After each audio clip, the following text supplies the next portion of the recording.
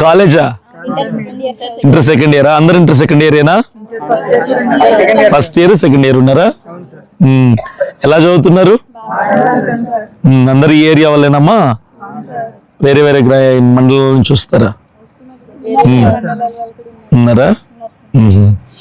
ఎలా ఉంది teaching faculty? బాగా చెప్తారా? మీలో బాగా హైయెస్ట్ పర్సంటేజ్ ఎవరికి వస్తుంది గర్ల్స్ లో?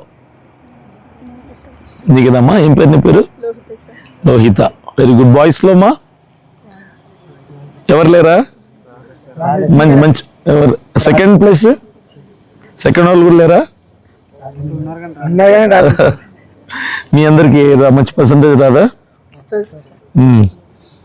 ఎలా ఉందమ్మా ఇక్కడ ఫుడ్ అంతా? ఫుడ్ బాగుంటుందా? అన్ని సదుపాయాలు ఇక్కడ వసతులు అన్ని బాగున్నాయా? వాష్రూమ్స్ ఎలా ఉంటాయి? వాష్రూమ్స్ అన్ని బాగున్నాయా? వాష్రూమ్స్ లేవా? మరి ఎలా చేస్తారు తమ్ముడు? వాష్రూమ్స్ లేవా? మరి వాష్రూమ్స్ లేకుంటే ఎట్లాగా? బయటికి వెళ్తారా? వాష్రూమ్స్ ఉండాలి కదా. ఎందుకు లేవు? ఎప్పటి నుంచి స్కూల్ కట్టినప్పటి నుంచి లేవా?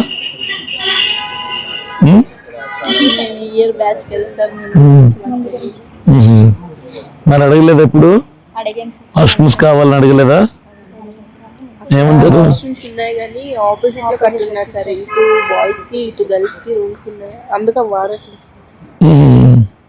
ఈ బిల్డింగ్ లో అయితే లేవు. ఇంకేంటమ్మా ఏమన్నా ఇక్కడ మీ స్కూల్లో ఉన్న ఇష్యూస్ కానీ ప్రాబ్లమ్స్ కానీ టీచింగ్ పరంగా కానీ వసతుల పరంగా కానీ అంత ఓకేనా? అంత ఓకే. సరే, మీ అమ్మ నాన్నలు బాగా కష్టపడుతుంటారు కదా ఈ ఏరియాలో ఉన్న వాళ్ళు. మనం ఏం చేయాలంటే బాగా కష్టపడి మన తల్లిదండ్రులని తలెత్తుకునేలా చేయాలి. ఇవన్నీ మీరు చాలాసార్లు వినుంటారు కదా. మరలా చెప్తున్నా, అయినా పర్లా, మన తల్లిదండ్రులు మన వలన తలెత్తుకునేలా ఉండాలి. గర్వంగా పలానా లోహిత మా కూతురు అని గర్వంగా చెప్పుకునేలాగా తల్లిదండ్రుల్ని మనం ఆ పొజిషన్లో నిలబెట్టాలంటే బాగా చదువుకోవాలి. ఇది ఫౌండేషన్, మీకు ఇది పునాది. నేను పాదయాత్ర చేస్తూ వెళ్తూ జస్ట్ చూద్దాం అంటే, నేను కూడా ఒకప్పుడు ఈ పొజిషన్లోంచి చదువుకున్నవాడినే కదా, అందుకోసారి విజిట్ చేద్దాం స్టూడెంట్స్ అందరినీ అని వచ్చా. ఎలా చదువుతున్నారు తమ్ముడు మీరు? నిజంగా చదువుతారా? కష్టపడి చదువుతున్నారా? తల్లిదండ్రులకు మంచి పేరు తీసుకురండి, హార్డ్ వర్క్ చేయండి.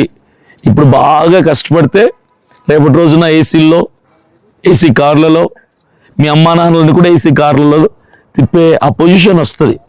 ఇప్పుడు సుఖపడ్డారు అనుకోండి, పుస్తకాలు మోయాలన్నా కష్టపడి చదవాలని ఇప్పుడు సుఖపడితే రేపు రాళ్ళు మోయటానికి, గోతులు తీయటానికి గడ్డపారలు పారలు పట్టుకోవాల్సి వస్తుంది. ఇప్పుడు మన తల్లిదండ్రులు కష్టపడి రేపు మనము కష్టపడితే ఇంకా వాళ్ళు చదివించడానికి ఉపయోగం ఏముంటుంది? కాబట్టి మనము తల్లిదండ్రులు దృష్టిలో పెట్టుకొని బాగా కష్టపడి చదవాలి.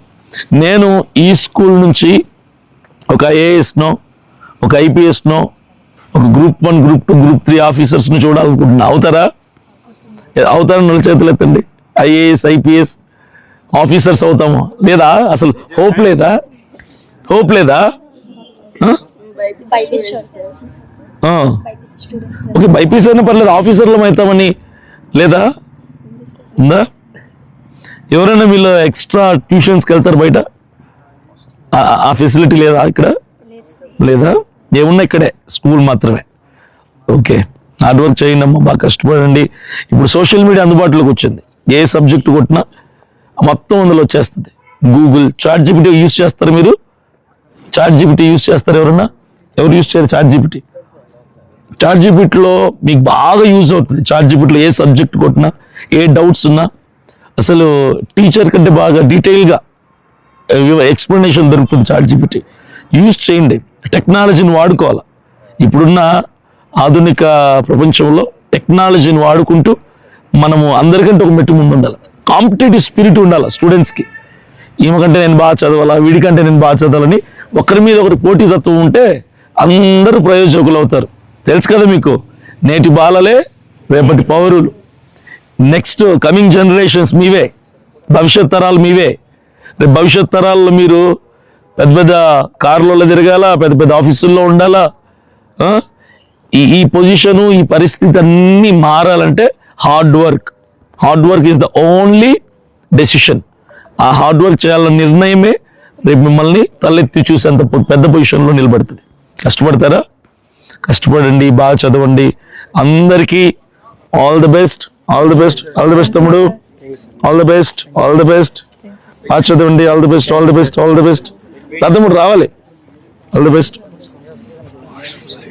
డిఈఓ డిస్ట్రిక్ట్ మాట్లాడి వచ్చే విధంగా పరిష్కరిస్తాం.